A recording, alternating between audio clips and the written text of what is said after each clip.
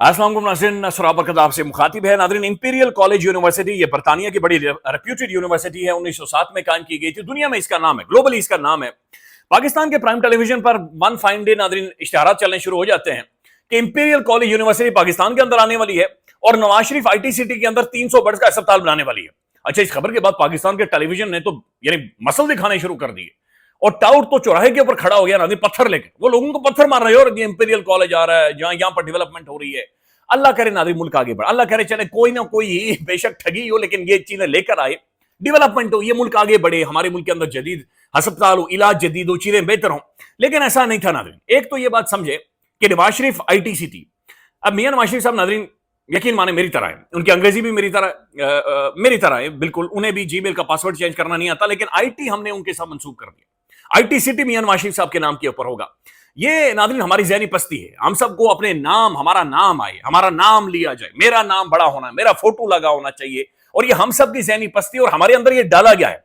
ये चीजें डालकर और ये चीजें हमें बताई गई। दुनिया भर में शायद ये ऐसा होता हो, लेकिन नहीं होता। दुनिया के जो मौजूद मुआशरे जो खासतौर पर इवॉल्व कर चुके हैं नाज़रीन, वो अब इन चीजों के पीछे नहीं जाते।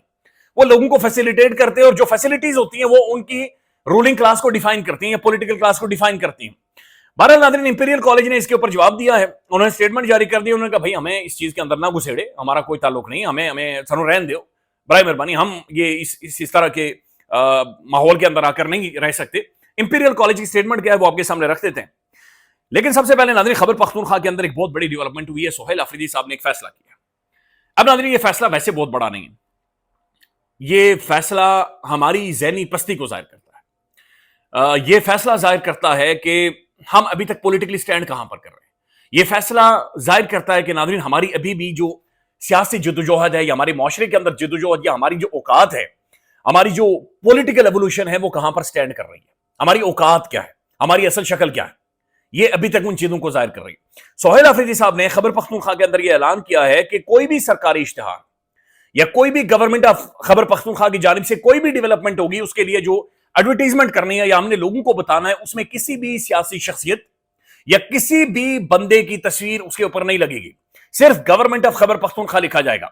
उसकी वजह यह है कि उन्होंने कहा कि अब सियासतदान या जो ओहदे के ऊपर बैठा हुआ उसकी कोई औकात नहीं है। ये अवाम है जो पैसा अपना खून पसीने का दे रही है और ये डेवलपमेंट हो रही है या प्रोजेक्ट्स हो रही है, जो कुछ भी हो रहा है। लिहाजा अवाम की तस्वीर तो मौजूद हो सकती है, लेकिन किसी सियासतदान की, किसी बड़े की, किसी सरदार की, किसी ओहदे पर बैठी हुई किसी भी शख्सियत की कोई भी तस्वीर जारी नहीं होगी और ये इश्तिहारात में ये चीजें सामने नहीं आएंगी।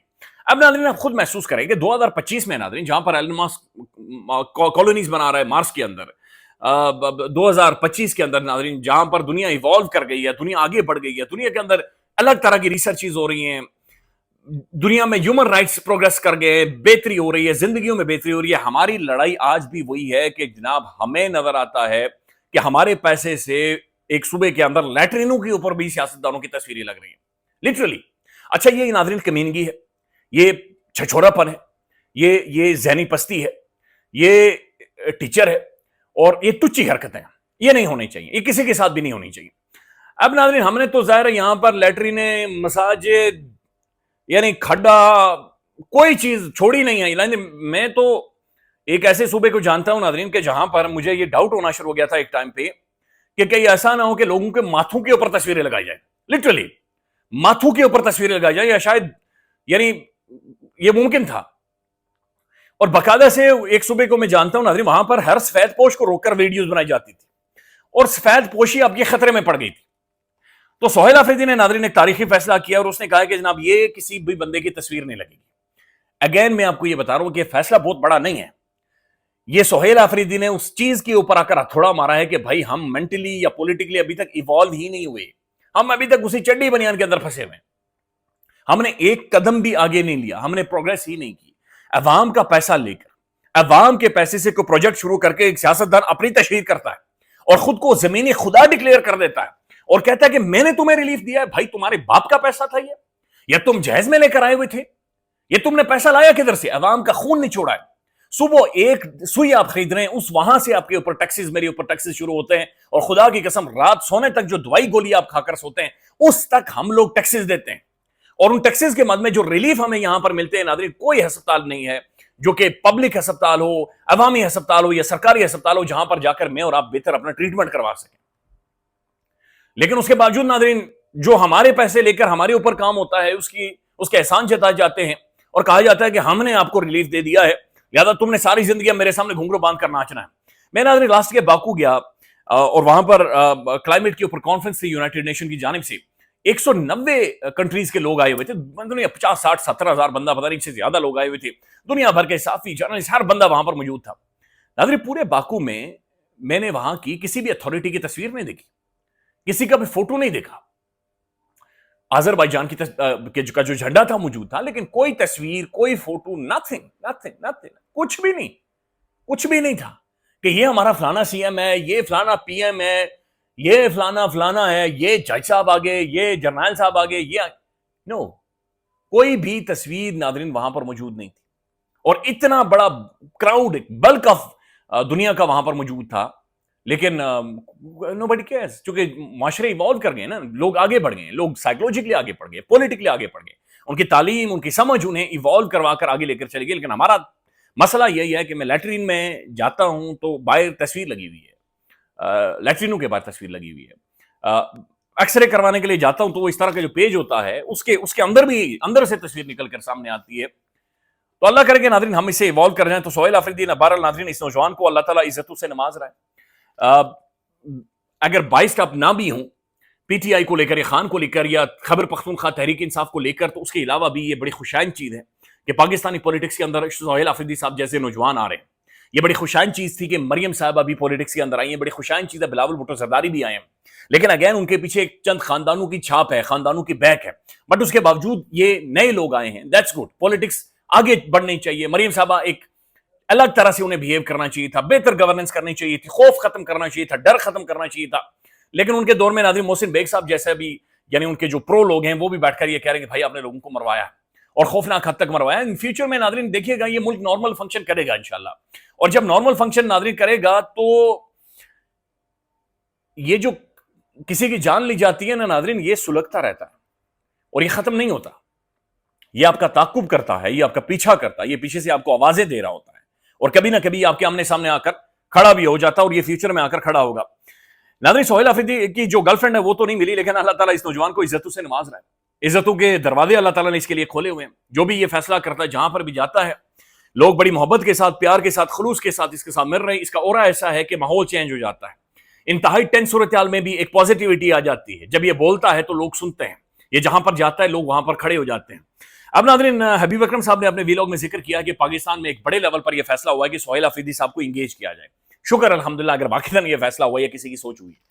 یس, ہم نے آگے بڑھنا ہے, ہم نے پولیٹیکل ڈیفرنسز کو ختم کر کے ایک پیج پر کھڑے ہو کر ہم نے اس ملک کو آگے لے کر جانا ہے. ہم نے لوگوں کے لیے زندگی جہنم نہیں بنانی اس ملک کے اندر. یہ ملک ہے, یہ کوئی ڈبہ نہیں ہے کہ اس کے اوپر سے ڈھکن بند کرنا ہے. یہاں پر لوگ سوچیں گے, بولیں گے, اختلاف کریں گے, لوگ احتجاج کریں گے, لائن بھی کراس کر دیں گے, غصہ بھی کر دیں گے, لیکن آپ نے انہیں گلے لگانا ہے, آپ نے انہیں سمجھانا ہے, اور آپ نے انہیں ایجوکیٹ کرنا ہے. اب ناظرین جو ڈیولپمنٹ ہے, ایک تو شہباز شریف صاحب کے اوپر ناظرین ایک اور کیس باقاعدہ سے اپلیکیشن دے دی گئی ہے, اور شہباز صاحب کے اوپر اپلیکیشن دینے کا مطلب کیا ہے اس پر میں وہ ایک بھارتی فلم کا ڈائلاگ ہے کہ تو سمجھا تو نہیں سمجھا, میرے خیال میں تو سمجھا. تو شہباز صاحب کے اوپر کیس ایسے ٹائم میں یہ کیوں کیا جا رہا ہے مجھے تو نہیں پتا, لیکن بہرحال ان کے اوپر کہا جا رہا ہے کہ جناب یہ جو آشیانہ ہاؤسنگ اسکیم تھی اس کے حوالے سے یہ جناب ایک درخواست دی گئی ہے محترم چیف الیکشن کمشنر اسلام آباد, میری ریاست پاکستان کے وفاقی ادارے کے سربراہ سے وفاقی پارلیمانی ممبر حلقہ شہباز شریف کے اوپر کہ ان کی رکنیت معطل کی جائے. شہباز شریف نے آشیانہ ہاؤسنگ اسکیم میں کرپشن کی ہے. دیٹس فنی اینڈ انٹرسٹنگ.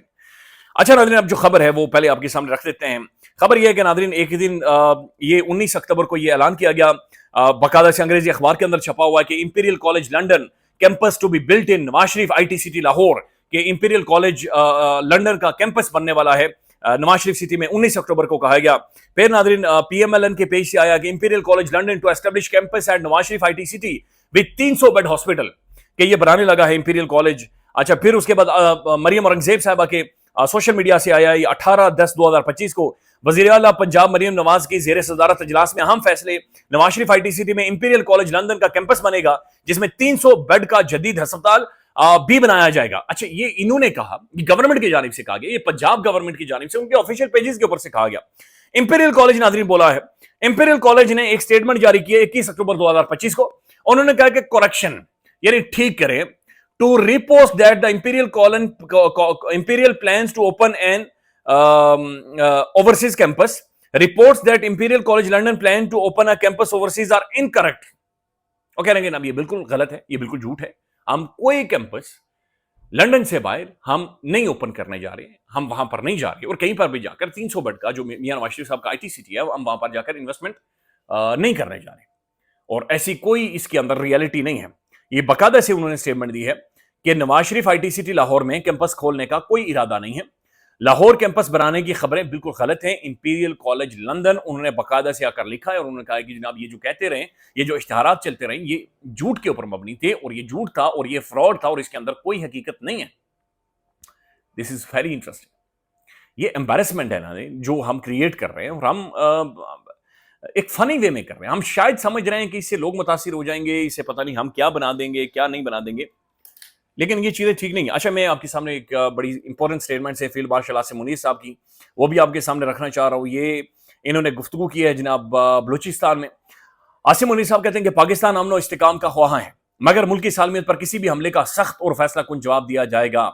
بلوچستان کے عوام صوبے کی بے پناہ اقتصادی صلاحیت سے استفادہ کر سکتے ہیں. سول سوسائٹی نوجوانوں کو انگیج کرے. بلوچستان پاکستان کا فخر ہے جو انتہائی جاندار, مضبوط اور وطن سے محبت کرنے والے لوگوں سے مالا مال ہے. یہی لوگ بلوچستان کا اصل خزانہ ہیں. نوجوانوں کے کردار کو اجاگر کرنا اور انہیں بااختیار بنانا دیر پا ترقی کے لیے ناگزیر ہے. تو یہ نوجوانوں کے حوالے سے بات چیت کی ہے. میرے خیال میں فیلڈ مارشل صاحب کو اس چیز کے اوپر بھی نوٹس لینا چاہیے کہ برینڈ ڈرین ہوا ہے پاکستان کا. بڑی تعداد میں جو نوجوان تھا وہ ملک سے باہر چلا گیا ہے, اور باقی جو نوجوان تھا جو شاید سوچنے کی صلاحیت رکھتا تھا وہ اس وقت ڈرا ہوا ہے, اور وہ اس وقت سہما ہوا ہے. خیال رکھیے گا, اپڈیٹ کریں گے. اللہ حافظ.